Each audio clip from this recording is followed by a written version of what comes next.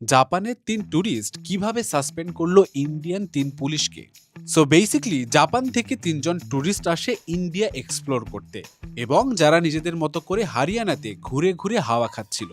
কিন্তু হঠাৎ করেই মাঝ রাস্তায় তাদের পথ আটকে দাঁড়ায় পুলিশ, এবং সেই সময় তাদের একজনের মাথায় হেলমেট না থাকার কারণে জরিমানা হিসাবে পুলিশ তাদের চালান কাটার কথা বলে। কিন্তু জাপানের মানুষজন তো আইন খুব কঠিনভাবে মান্য করে। সো তারা চালান কাটার পর যখন পুলিশের কাছে রসিদ চাইলো, পুলিশ কাকুরা তা দিতে চাইলো না। ভাবলো, আরে ধুর, এরা তো ট্যুরিস্ট, তার উপর আবার হাতে কোনো ক্যামেরাও নাই, সো এদের চালান কেটে কি লাভ, তার চেয়ে বরং ইশারায় 1000 রুপি নিয়ে তাদেরকে ছেড়ে দেই। তবে আসল কাহিনী কিন্তু শুরু হয় এখান থেকেই, কারণ হঠাৎ করে এই পুরো কাহিনী সোশ্যাল মিডিয়ায় হয়ে যায় ভাইরাল। বাট কিভাবে?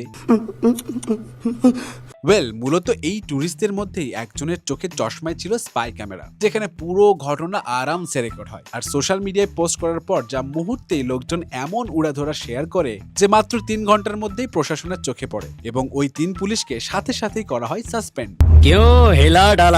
তবে এই ঘটনা থেকে কিন্তু আমরা একটা শিক্ষা নিতে পারি, তা হলো অন্যায় যদি হয় তাহলে সাহস করে প্রতিবাদ করা উচিত, কারণ আইন সবার জন্যই সমান। সাহস করে শুধু এটাকে সামনে আনাটাই হলো আসল বিষয়।